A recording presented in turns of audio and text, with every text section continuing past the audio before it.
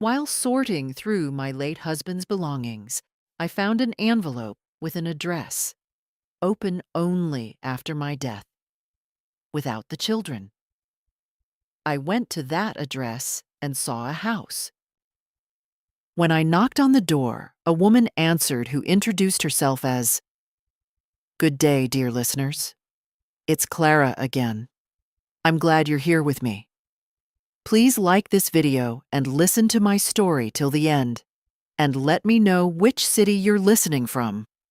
That way I can see how far my story has traveled. I used to think I knew every corner of my life. That sounds foolish now. The kind of thing a woman says before she learns the truth.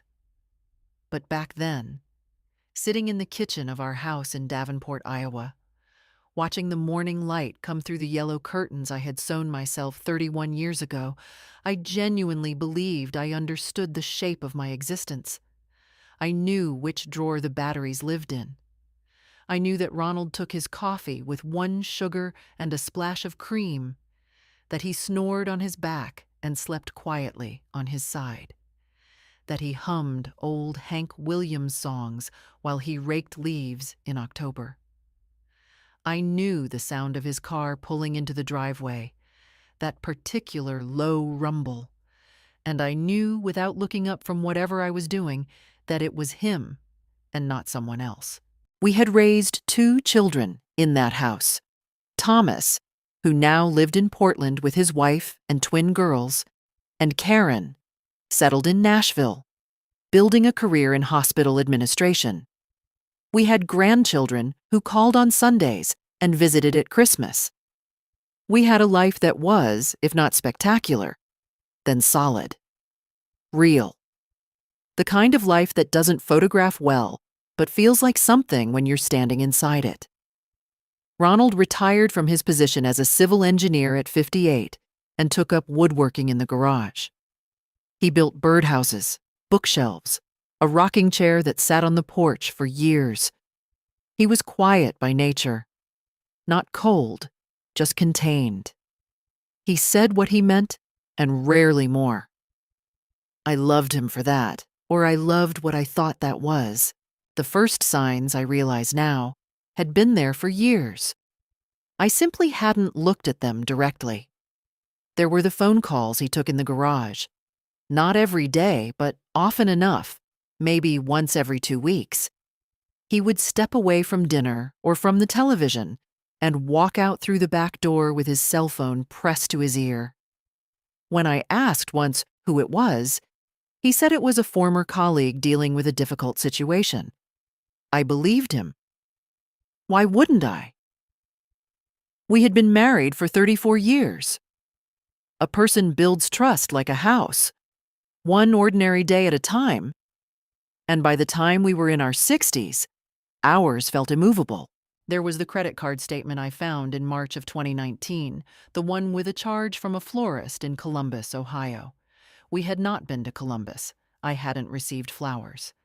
I held the paper and looked at the number, $47. And then I set it down and made lunch. I told myself there was an explanation. There always is, isn't there?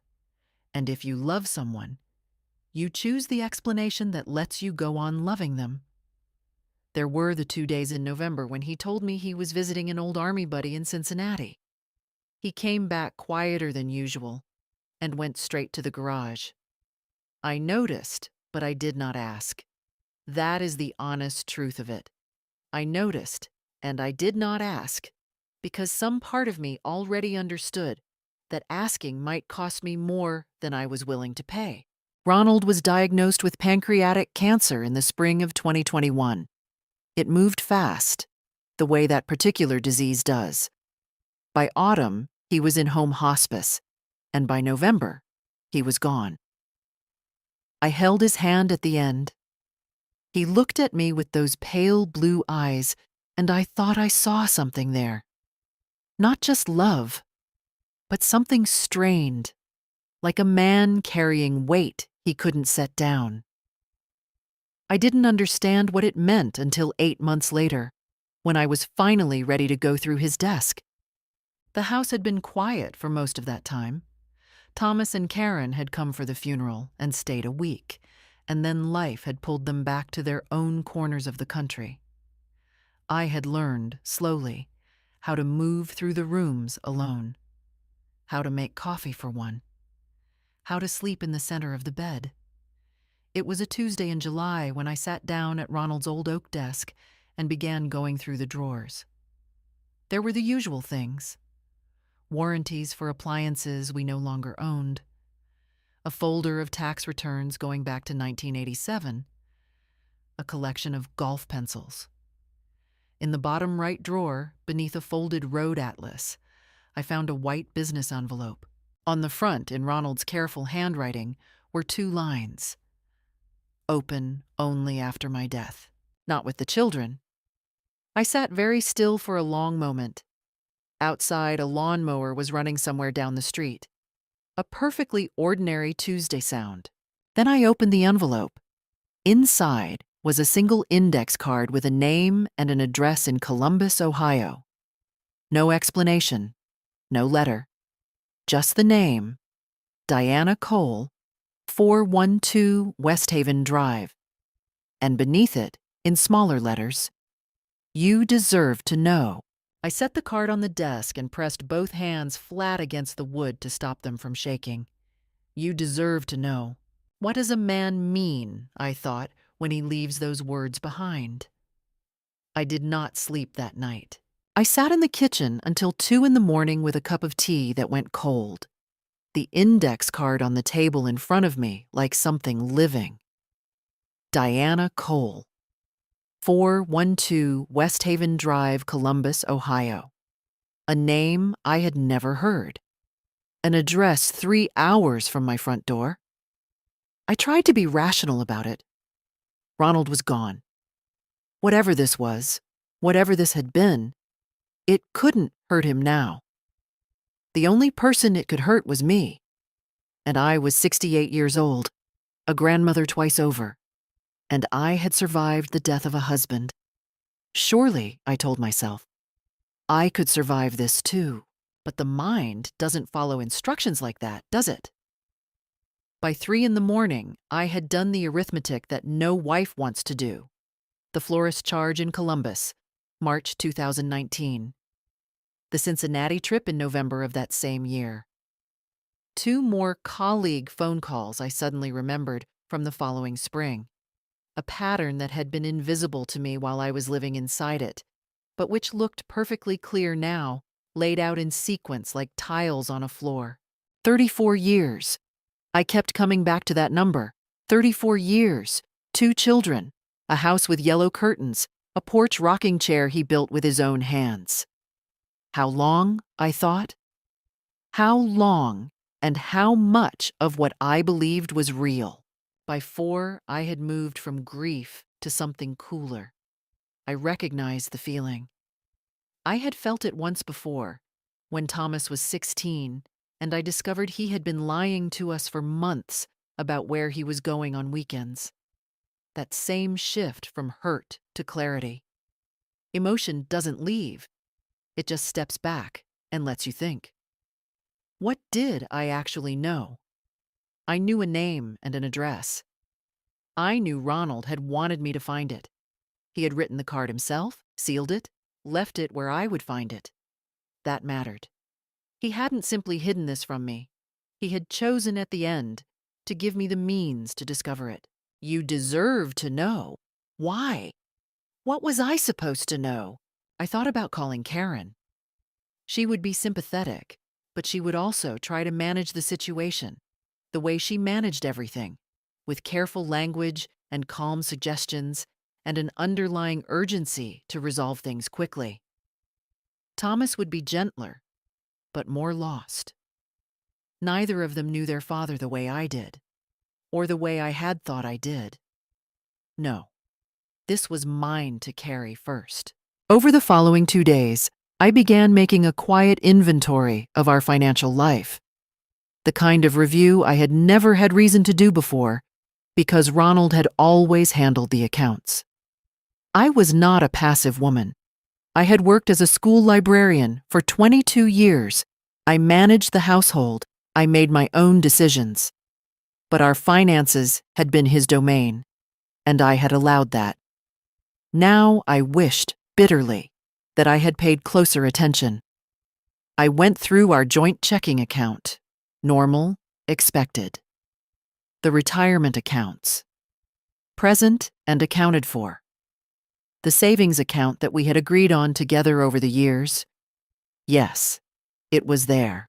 But then I found the credit union statement in a folder I had never seen before. A separate account, opened in 2009, in Ronald's name only. The balance at the time of his death was $47,000. I sat down on the floor of his study, just sat down, right there on the carpet, and stared at the paper. $47,000, saved over 14 years in an account I had never been told about. What was it for? Was it for her? Was it a safety net? Was it guilt made into a number? I didn't cry. I had cried enough in the month since the funeral. Instead, I felt something settle in my chest, a kind of cold, determined weight, like a stone that has found its place at the bottom of a river. I was going to go to Columbus. Not that day, not without preparation. I was not a woman who acted on impulse. I had lived long enough to know that decisions made in the heat of shock are rarely the right ones. I would take a week. I would find out everything I could about Diana Cole before I knocked on her door. I would know what I was walking into before I walked into it. I went to the library, my old library, where I still knew the staff, and sat at the computer for 2 hours. Diana Cole, Columbus, Ohio. She was 61 years old, according to public records. She worked in healthcare administration. She owned the house on West Haven Drive outright. It had been purchased in 2010. She had one daughter, a woman named Brittany Cole, 34, who appeared to share the West Haven address. The house purchased in 2010. The secret account opened in 2009. The stone in my chest grew heavier. I drove home and sat on the porch in the rocking chair Ronald had built, and I looked at the yard he had mowed every Saturday from April to October for 30 years, and I let myself feel the full weight of what was in front of me. Then I went inside, made dinner, and began to plan. The law office of Patricia Ellman was on the second floor of a brick building on Brady Street, above a dry cleaner and a small insurance office. I had driven past it 100 times without ever having a reason to go in. Now I sat in a leather chair across from a woman in her early 50s with reading glasses pushed up into her hair and a legal pad in front of her, and I told her everything. She didn't interrupt. That was the first thing I liked about her. When I finished, she was quiet for a moment, writing something.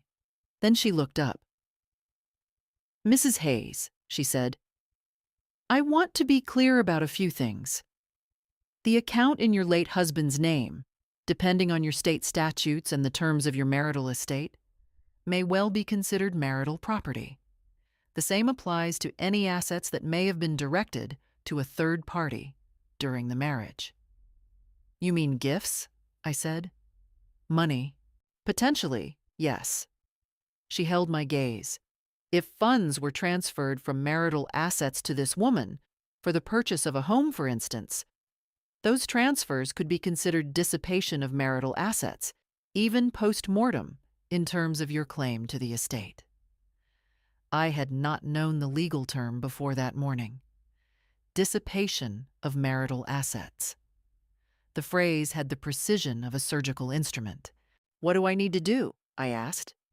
"Document everything," she said. "Before you contact anyone, before you make that drive to Columbus." I spent the following week doing exactly that. Patricia's paralegal, a quiet young man named Marcus, helped me request records. Bank records, property transaction histories, anything that was publicly accessible.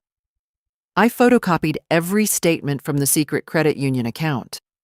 I organized the florist charge, the Columbus dates, the phone records I requested from Ronald's carrier, which it turned out I had legal access to as the executor of his estate. The phone records were the most difficult to read. There were calls to a Columbus number, the number registered to the West Haven Drive address, going back to 2008.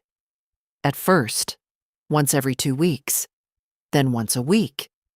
Then, in the years before his diagnosis, sometimes daily.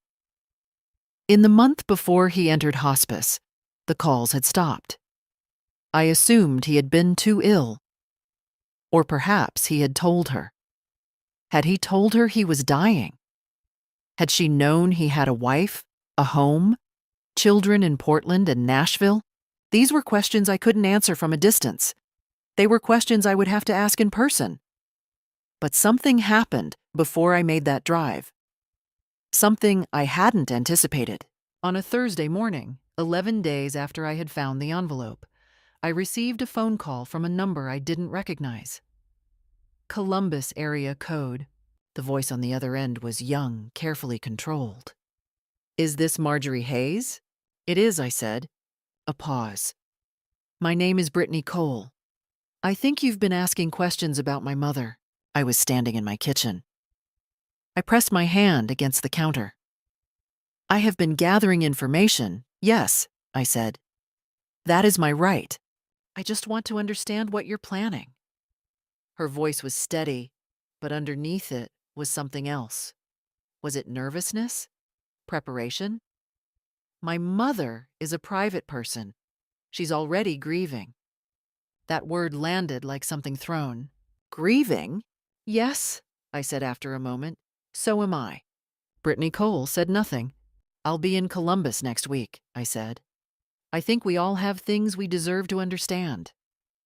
I ended the call before she could respond. My hand was shaking slightly. I set the phone on the counter and stood very still in thought. She called to warn me off, not to explain, not to apologize, to warn me, which meant they had something to protect. That afternoon, Marcus emailed me the property records for 412 West Haven Drive. The home had been purchased in June 2010 for $218,000. The deed listed Diana Cole as sole owner.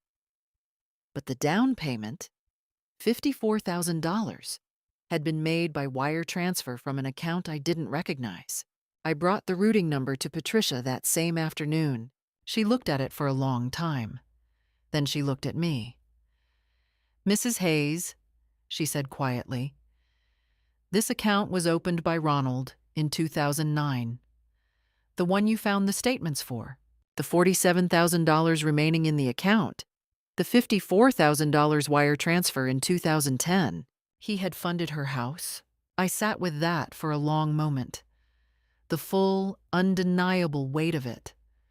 Not suspicion any longer. Not the soft anxiety of a wife who noticed phone calls and chose not to ask. This was a document. A number. A wire transfer with a date and a source. There was no version of this that I had been wrong about. "What are my options?" I said. Patricia folded her hands. "Significant ones," she said.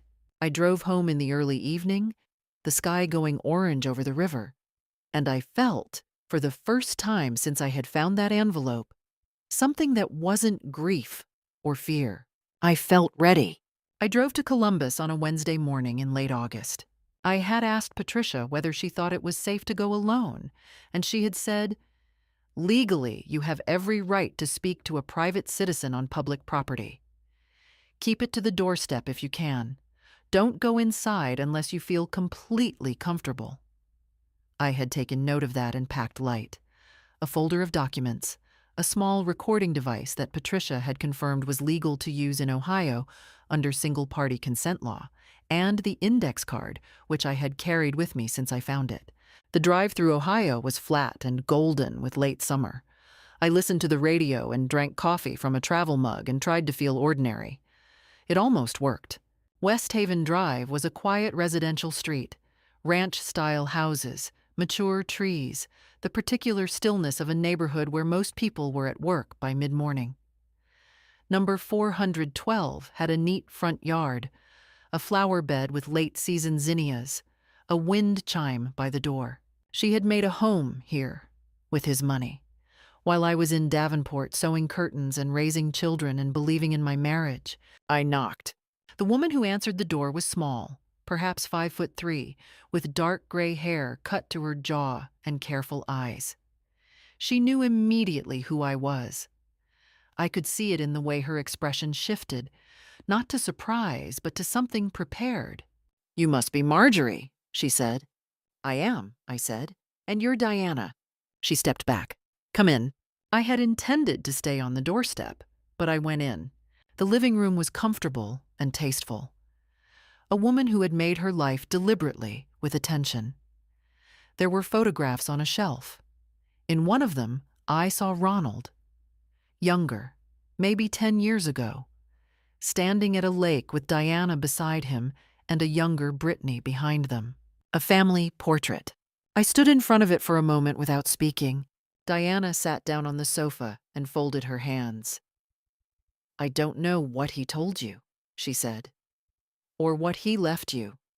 But I want you to know I didn't know about you for the first 2 years. "And after 2 years?" I said. She didn't answer that. I sat down across from her and opened my folder. I laid the wire transfer record on the coffee table between us. "He used marital assets to purchase this house," I said. $54,000 from an account I was not informed of. My attorney has documented the transfer." The composure on Diana's face tightened. "This house is mine," she said. "My name is on the deed." "Your name is on the deed," I agreed. "But the funds used were marital property. I have a claim to those assets as part of the estate settlement." That was when Brittany came in. She had been somewhere in the back of the house. I heard her footsteps before I saw her. She was tall, with her mother's careful eyes, and something harder underneath them. She stood in the doorway and looked at me the way people look at problems. "I think you should leave," she said. "Brittany," Diana started. "No, Mom." She moved into the room. "You're harassing my mother in her own home. I can call the police right now." I looked at her steadily. "You're welcome to do that," I said. "I'm sitting quietly in a room I was invited into, speaking with a woman who was involved with my husband for many years using my family's money. I'd be interested to have that conversation in front of police." Brittany's jaw tightened. "Furthermore," I said, and I reached into the folder and removed Patricia's letter, a formal notice of claim against the estate and related assets, and set it on the table. "My attorney has filed a preliminary claim. You'll both be contacted through proper legal channels. This visit was simply a courtesy." The silence in the room was complete. Then Brittany said, in a voice that had dropped to something close and controlled, "If you pursue this, I will make sure your children know every detail of their father's private life. I have letters, emails. I will make it very public. I will make sure it follows your family." I sat for a moment with that threat. Then I picked up my folder, stood, and looked at her.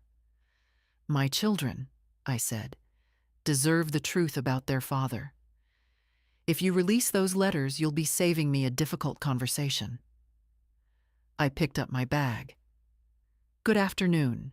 I drove back to Davenport through the golden Ohio afternoon, and I stopped at a diner in Springfield and ate a bowl of soup and a piece of pie. And I sat there for 40 minutes looking out the window at the parking lot, letting the drive go out of me. When I got home, I called Patricia and told her what had occurred. She was quiet for a moment and then said, "You handled that exactly right. I didn't sleep well that night, or the next." The threat Brittany had made sat in me, not paralyzing, but present. The following Friday, I drove up to Portland to see Thomas and spent 4 days with him and his wife and the girls. I didn't tell him everything yet. I just needed to be somewhere that felt like family. By the time I drove home, I was steady again. The call came on a Monday. I had been in the garden, the one along the back fence where I grow tomatoes every year and zinnias because they ask for almost nothing. My phone was in my pocket, a habit I had developed since the Columbus visit, not wanting to miss anything that mattered. It was Diana. Her voice was different from the meeting on West Haven Drive, less defended, more careful. The voice of someone who had rehearsed. "Marjorie," she said, "I've been thinking. I believe we got off to a very difficult start, and I take responsibility for some of that." A pause. "I want you to know that I never wanted to cause you harm. I know that's hard to believe." I stood among the tomato plants and said nothing. "I was thinking," she continued, "that perhaps there's a way to resolve this that doesn't require lawyers and courts. Ronald wouldn't have wanted this. You know that. Ronald wouldn't have wanted this." She said his name easily, the way you say the name of someone you knew well. "What are you proposing?" I said. "A settlement," she said. "Between us, privately. I keep the house, you keep the estate accounts, and we both move on with our lives. No courts, no publicity, no pain for your children." I pulled a small weed from between the tomato stakes with my free hand. "I'll think about it," I said. "I'm glad to hear." I said I'll think about it, I repeated evenly. "I'll be in touch through my attorney." I ended the call. I stood there for a moment in the garden, and I noticed something. I wasn't tempted. Not in the way I might have been 3 months ago, when this was new and everything hurt in the raw, open way of a fresh loss. Now the hurt had had time to settle into shape, and its shape was clear. This was not about money alone. It was about what Ronald had taken from me when he built a life in Columbus. Not just money, but the certainty that what I had known was real. You cannot settle a claim like that with a private agreement. I called Patricia that afternoon and relayed the offer. "What would you like to do?" she asked. "Decline," I said. "Formally, through you." "Noted." I could hear the slight approval in her voice. That same week, I had dinner with my oldest friend, Connie Marsh. We had known each other since our sons were in first grade together. Nearly 40 years. She was the one person outside of Karen and Thomas whom I trusted entirely. I had not told her the full story yet. I had given her pieces. Enough that she knew something was happening. Not enough that I felt exposed. That evening, I told her everything. Connie was the kind of woman who didn't fill silences with unnecessary sounds. She listened. She asked questions that were precise and unsentimental. When I finished, she was quiet for a long moment, and then she said, "Ronnie always did like to keep his hands in things." I laughed. A short, genuine laugh, the first one in weeks. It felt strange and necessary. "You're not alone in this," she said. "Whatever you need." I drove home from Connie's house that night through the familiar streets of Davenport, the river dark and wide in the distance, the old brick storefronts lit from inside, and I thought, this is my city, my life. I built it too. I was not going to be managed out of it. They came on a Saturday morning. I was not expecting them. They had not called ahead, which told me something. A woman who calls ahead is asking permission. A woman who arrives unannounced is trying to remove your ability to prepare. I heard the car in the driveway and looked out the kitchen window. A silver sedan I didn't recognize. Diana got out first, in a beige blazer and pressed slacks, carrying what appeared to be a small arrangement of flowers. Brittany came behind her, in dark clothes, her expression neutral. Flowers. I noticed that. The same kind of flowers, I thought, that a person brings to a funeral. A gesture designed to signal goodwill while reminding you, underneath, of loss.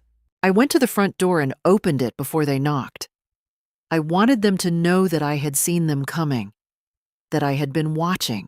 Diana smiled, a careful, practiced warmth. Marjorie, I hope we're not disturbing you. She held out the flowers. We wanted to talk face to face, without lawyers. I looked at the flowers and then at her. Come in, I said. I did not put the flowers in water. We sat in the living room, me in Ronald's old chair, Diana on the sofa, Brittany at the edge of the sofa nearest the door, as if positioning herself. I brought no coffee. This was not a social call, and I didn't see the value in pretending otherwise. The three of us sat in a room full of Ronald's absence, and I let that silence do its work for a moment before anyone spoke. Diana began with the softer approach. She talked about grief. She talked about how strange and painful the last year had been for everyone involved. She talked about Ronald, how much he had loved everyone, how complicated he was, how she believed that love, even when imperfect, was still real. She spoke carefully, with the cadence of someone who had rehearsed in the car on the way over. I listened without interrupting. I had learned in 50 years of dealing with people, students, parents, colleagues, my own children, that the most useful thing you can do when someone is performing for you is to let the performance finish. Then she shifted. Subtle at first, the way a conversation tilts when someone decides they've been patient long enough. Marjorie, I think we both know that going through the courts is going to be painful for everyone involved. Your grandchildren will hear about this. The community you've lived in for 30 years will hear about it. Is that really what you want at this stage of your life? At this stage of your life. The phrase was chosen with precision. I was supposed to hear, "You're too old and too tired for this fight. Take the quiet exit." I'm 68, I said, not incapacitated. She held her smile. Of course not. I only mean... Brittany, I said, turning to look at her directly. Did you have something you wanted to add? Brittany had been sitting silently, watching her mother work. Something flickered in her expression. Surprise, perhaps, that I had named her before she was ready. She leaned forward. My mother gave 30 years of her life to a man who never had the courage to make a real decision. She built a life. She deserves stability. I gave 34 years to the same man, I said. I was his wife. A legal title, Brittany said. An accurate one, I replied. Brittany's composure shifted, just slightly, just enough for me to see what was underneath it. The patience she had been wearing like a coat came off. If you file that claim, she said, I will contact every local paper, every community group you're involved with. I'll make sure that the story of your marriage, the full story, is told publicly. I have emails. I have photographs. And I won't be gentle about how I tell it. I looked at her for a long moment. I thought about the tomatoes in the back garden. I thought about the rocking chair on the porch. I thought about a Tuesday morning and an index card in a bottom drawer. Brittany, I said, you've threatened that before. In your mother's living room the first time I came to Columbus. I made a note of it then, and I'm making a note of it now. My attorney has been informed of the prior threat. If you follow through on it, you will be engaging in conduct that has a specific legal name. I paused and let that settle. Have you spoken with your own lawyer about the word extortion? The room went very still. The kind of still that has weight. Diana put a hand on Brittany's arm. A quick, pressing gesture. Brittany sat back. Her jaw was tight, her eyes sharp, but she said nothing more. I think, Diana said quietly, and her voice had lost its rehearsed warmth entirely now, that this visit was a mistake. I don't think it was a mistake, I said. I think it was necessary. Now you understand clearly that I am not going to change my position. And I understand that you are not willing to engage in good faith. That's useful information for everyone in this room. They left 7 minutes later. I stood in the doorway, and watched the silver sedan back out of the driveway, Brittany driving too fast, the tires cutting sharply on the turn. I went inside and stood in the kitchen for a while, with my hands flat on the counter. I won't claim I felt nothing. My pulse was elevated, and there was a low, persistent hum of something in my chest that could only be called fear. Not the sharp fear of an immediate threat, but the slower kind. What if they do it? What will the grandchildren one day understand about their grandfather? What will 30 years of neighbors think when they read a headline? But underneath that fear was something more durable. The cold, settled weight I had first felt in Patricia's office. And now, reinforced by everything that had happened in this room, a resolve that had less to do with winning and more to do with something I could only call self-respect. I was right. They were wrong. They had come here hoping to find a woman who could be frightened or flattered or worn down by proximity. They had found something else. I called Connie that evening and told her what had happened. "Good," she said simply. No elaboration, no softening, just good. And in her voice, it meant everything it needed to mean. I made tea and sat at the kitchen table and worked through the next steps, one by one, in the deliberate way I had been doing things since July. Methodical, clear-eyed, unhurried. The mediation was scheduled for October in a neutral conference room at a law office in Columbus.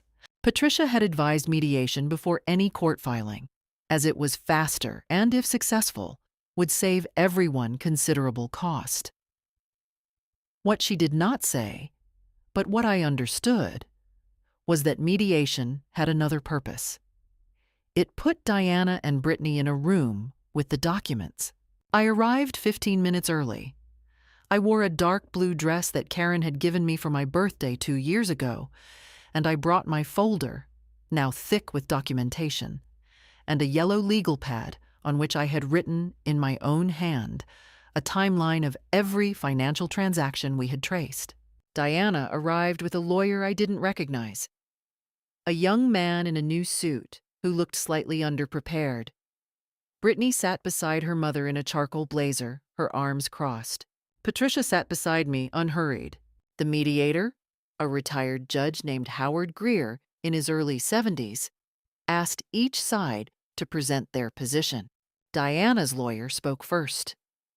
He argued that the assets in question had been gifted freely by Ronald, that Diana had no knowledge of any claim against those assets, and that as Ronald was deceased, the question of intent was unprovable.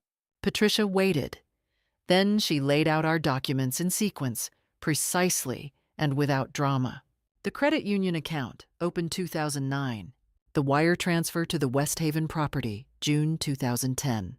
The phone records showing 14 years of regular contact. A second discovery. One that Marcus had found in the final week. A life insurance policy, mid-tier, that Ronald had taken out in 2012, naming Diana Cole as a secondary beneficiary. That last item landed visibly. Brittany sat up. Diana's lawyer touched his pen to his pad and wrote something without speaking.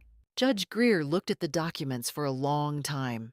"Mrs. Hayes," he said, "you've been very thorough." "I had time," I said. Across the table, I watched Diana. She was looking at the insurance document, and in her face, I saw something I hadn't seen before. Not the careful preparation of the West Haven doorstep, not the practiced warmth of the Saturday morning visit. I saw exhaustion. A woman who had held a complicated thing together for a very long time and was now watching the structure of it become visible in a conference room under fluorescent lights. I found, unexpectedly, that I felt something for her that wasn't quite pity and wasn't quite understanding. It was closer to recognition. She had loved him too, or something she had called love. She had made a life around a man who had never fully committed to it. In that, we were not entirely unalike. Brittany did not have her mother's weariness. Halfway through the session, when Patricia laid out the secondary beneficiary finding, she interrupted the mediator. "This is a selective presentation," she said. "My mother was part of his life for 30 years.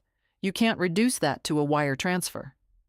"Ms. Cole," Judge Greer said calmly, "you'll have the opportunity to respond." "She's trying to erase my mother's entire—" "Brittany." Diana's voice was flat. Brittany stopped. Diana looked at me from across the table. Whatever she was about to say, she thought about it for a moment first. Then, "What do you want, Marjorie?" It was the first time she had asked me that directly. No strategy, no preparation. I looked at her steadily. "What I want," I said, "cannot be given back. My husband can't return. 34 years of a marriage I believed in can't be made unambiguous. I know that." I paused. "What I am asking for, through this process, is the return of marital assets that were removed from the estate without my knowledge, and an acknowledgement, through the legal record, that those assets were marital property." "And the life insurance?" her lawyer asked. "The secondary beneficiary clause can remain with conditions agreed upon in mediation," Patricia said. "We're not here to destroy. We're here to restore what is accurate." Diana's lawyer called a short recess. During the break, I stood by the window and looked out at the Columbus skyline. Gray and ordinary, like any Midwestern city on an October morning. I thought about Ronald. I thought about the index card he had left in the bottom drawer, under the road atlas. You deserve to know. He had known at the end that this was wrong, that I deserved the truth. That had to count for something, didn't it? I didn't know what to do with it. The tenderness and the betrayal wound together like two plants growing through the same fence. When the session resumed, Diana's lawyer presented a revised position. His client was prepared to acknowledge the source of the down payment and return 60% of its equivalent value from her own assets. Now that the house had appreciated considerably, she was not prepared to contest the estate insurance conditions. Patricia looked at me. 75%, I said, and I want it in the agreement. 3 hours later, we had one. I walked out of that building in the October air and stood on the pavement for a moment, my folder under my arm, the city moving around me. I had gone in as a widow with a question. I was leaving with an answer, a settlement, and the legal record I had asked for. "You deserve to know," Ronald had written. Yes, I did. The settlement was signed 2 weeks after the mediation, in Patricia's office on Brady Street, on a gray November morning, with rain against the windows. Diana Cole agreed to pay Marjorie Hayes the sum of $38,250, 75% of the original wire transfer amount, calculated at the 2010 value, to be disbursed within 90 days. The agreement documented, in formal legal language that admitted no softening, that the funds used for the purchase of 412 West Haven Drive in June 2010 had originated from a marital asset account belonging to the estate of Ronald Hayes. That documentation was filed as part of the public record of the estate proceeding. It was not a private arrangement. It was not a handshake. It was a document with a case number, and it would remain exactly that. The life insurance clause was amended. The secondary beneficiary designation was voided, and in its place, Diana Cole received a one-time payment of $8,000 from the estate, considerably less than the original policy value, but an amount her lawyer had apparently advised her to accept. To contest it further, I was told through Patricia, would have cost more than it could possibly return. Diana had signed without further comment. Brittany had pushed back, right to the end, with the consistency I had come to expect from her. In the final exchange of documents, she had sent a message through her mother's attorney suggesting that Marjorie reconsider the insurance amendment. that it would create unnecessary hardship, and that a more compassionate resolution might be possible if both parties were willing to revisit the framework. Patricia responded in 2 sentences. The terms had been agreed upon in mediation by all parties, and any further communication outside of formal legal channels would be addressed accordingly. There was no further communication. I told Thomas first. I drove to Portland on a Sunday in late October, the week before the agreement was finalized, while the particulars were still moving through the paperwork. Thomas's wife took the girls to the park. They went cheerfully, in their small red coats, entirely unaware of the weight in the kitchen they were leaving behind. Thomas sat across from me at his own table, and I told him everything from the beginning. The envelope, the index card, the credit union account, Diana Cole, and the house in Columbus, the mediation, what was coming. He cried. I had expected that. Thomas had always felt things quickly and completely, the way certain people do, which I had loved in him since he was small. Then he was angry, and I let him be angry, and when it had moved through him, he looked at me with red eyes and said, "Mom, I'm so sorry you carried this alone for so long." I wasn't alone, I told him, not by the end. Patricia was there, Connie was there, and I was there, which turned out to be enough. He reached across the table and put his hand over mine and didn't say anything else for a while. We sat like that in his kitchen, with the rain starting outside and the girls' voices carrying faintly from somewhere down the street, and it was one of the most honest moments I can remember sharing with my son. Karen was harder. She arrived at my house in Davenport the following weekend, and I told her the same story, and she listened with the focused attention she brings to everything. Taking notes, I noticed, on her phone, which was very Karen. When I finished, she was quiet for exactly 30 seconds, which I counted, and then she said, "What hasn't been done yet? What else can be pursued?" I told her that nothing else needed pursuing, that the agreement covered what needed to be covered, that the legal record existed and was permanent and was enough. She disagreed initially in the way she disagrees with things. Not loudly, but persistently, circling back to the same point from slightly different angles. She mentioned media. She mentioned a civil claim for emotional damages. She mentioned the possibility of a public statement. I let her finish. Then I said, "Karen, I went in for the truth and the record. I got both. The goal was never to destroy anyone. The goal was to be accurate." She looked at me for a long moment. "You're more generous than they deserve," she said. "Maybe," I said. "Or maybe I just know what I actually wanted." She accepted it eventually, through several phone calls over the following weeks, and by the time the agreement was signed, she had redirected her energy into something characteristically practical.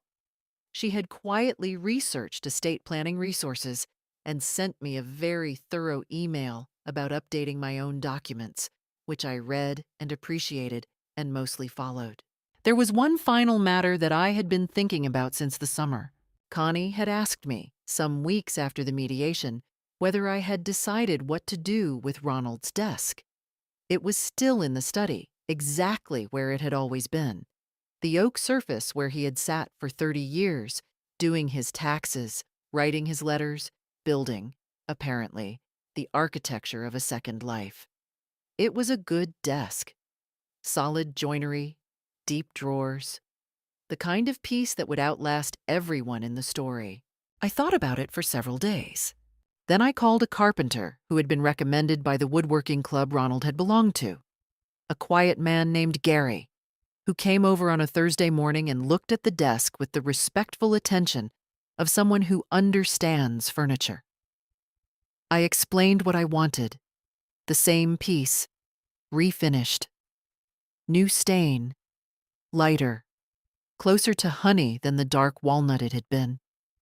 New hardware on the drawers. The surface sanded back to clean wood and treated again from the beginning. Gary did a beautiful job. When the desk came back, It looked like itself, but remade. The same structure, the same careful joints that Ronald had always admired, but the surface clean and bright in a way it hadn't been before.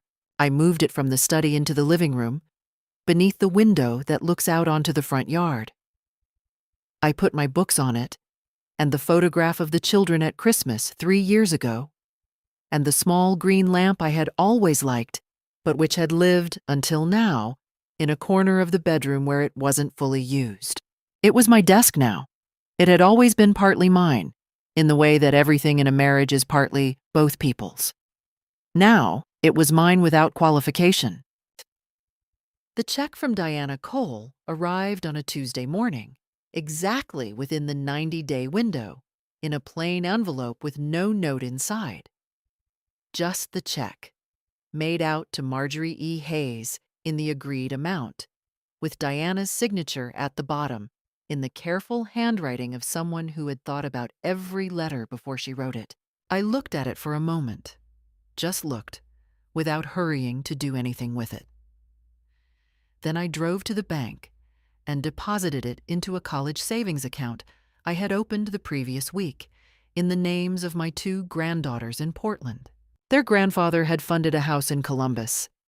It seemed right, and more than right, that the returned portion of that money should fund something for the family that had always been real. Something that would grow. Something that the girls would use years from now, without any knowledge of where it had started, which was fine. They didn't need to carry that. I had carried it, and I had put it somewhere useful, and that was enough. I kept nothing from the settlement for myself. I had what I had come for, the legal record, the documented truth, and the clear knowledge, permanent now, unambiguous, that I had not been wrong to open the envelope or to make the drive, or to sit across a conference table and ask for what was accurate. That evening, I made dinner on the good plates, the white ones with the blue border that had been a wedding gift and which I had been saving, without fully realizing it, for occasions that felt significant enough. I set one place at the table. I poured a glass of wine. I sat down in my house, in my chair, at my table, in the life that was entirely and completely mine. And I found that it felt, for the first time in longer than I could clearly remember, like exactly enough. The following spring was the best one I can remember in years. Thomas and his family drove down from Portland in May and spent a long weekend. We planted the back garden together, the girls on their knees in the dirt with small trowels, deeply serious about their tomatoes, which made me deeply happy. Thomas was quieter than he used to be around the house, more careful, the way people are when they've been inside a grief and come back out. We didn't talk about his father every day. Some days we talked about baseball, or the drive down, or whether heirloom tomatoes were really worth the extra effort. We talked like people who were choosing to be ordinary together, which is its own kind of love. Karen came in June with her husband. She had, as I suspected she would, processed the past year through action. She had quietly researched grief counseling resources, found a few, left the information on the kitchen counter without making it a directive.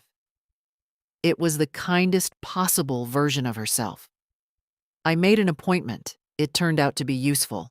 I began going to a book group at the library, my old library, now with new chairs and a paint color on the walls I would have chosen differently, but still mine in all the ways that mattered. 6 women, meeting monthly, working their way through a list that ranged from reliable to genuinely surprising. I found that I had opinions again. That sounds small. It isn't. I took a trip in August. I had not traveled alone since before I was married. The idea of it had always been abstract. Something other people did, more adventurous people, people without obligations. But Karen had said something to me in June that stayed with me. You've been taking care of everyone else your whole life, Mom. Where do you want to go? I went to Savannah, Georgia. I spent 5 days walking the squares, eating shrimp and grits, sitting on the porch of a small inn in the evenings, and watching the light go long and gold over the Spanish moss. I spoke to strangers in the comfortable way you can when you're visiting a place and have no particular image to maintain. I came home with sand in my shoes and a photograph of a heron I had taken from a dock, which is now in a small frame on my desk. My desk. I still liked saying that. The following months brought their own ordinary blessings. The granddaughters on the phone on Sunday evenings, a kitchen renovation I'd been putting off for 12 years, Connie's company on Friday evenings, a Scrabble habit I'd developed with a neighbor named Ruth, who was 81 and had a vocabulary that consistently humbled me. I thought about Ronald. Less, as time passed, and differently. Not with the clench of betrayal I had felt in those early weeks. Not with the numb grief of the hospice months. More like you think about a landscape you've moved away from. It shaped you. It was real. But you are not standing in it anymore. He had been human in the fullest and most difficult sense of the word. He had failed at something essential. He had also, at the end, tried to give me the truth. I had not decided what to call that. I suspected I didn't need to. As for Diana and Brittany, I learned things secondhand, the way you learn things when the world is smaller than it seems. Diana had paid the settlement from savings she had held separately from the house. The disbursement had been manageable in the short term, but it had required her to postpone plans she'd had for the house. A renovation, I was told, by a Columbus attorney Patricia knew. She continued working in healthcare administration. She was, by most accounts, simply a woman living her life in the house she had been given, adjusting to a smaller version of the future she'd expected. Brittany had more difficulty. Her confrontational approach during the legal process had apparently extended to other areas of her life. She had been working in property management in Columbus. I was told, some months later, that she had been let go following a dispute with a client. I didn't ask for details. I didn't feel satisfaction exactly. Something more neutral, more like the recognition that a person who leads with threats is rarely building a stable foundation. She had, in the end, threatened me with 3 things: her mother's privacy, my family's pain, and public exposure. None of them had stopped me. All of them had revealed her character to everyone in that conference room who needed to see it. I had never wished her harm. I still didn't. But I noticed, with a quiet and clear-eyed satisfaction, that the world had declined to reward her for it. I found an envelope at the bottom of a drawer, and it changed everything I thought I knew. What I learned: the truth, however late, is never the wrong choice. Silence protects the wrong people. A woman who knows her own worth is very difficult to frighten. If you had been in my place, would you have opened that envelope? Would you have made that drive? I think you would.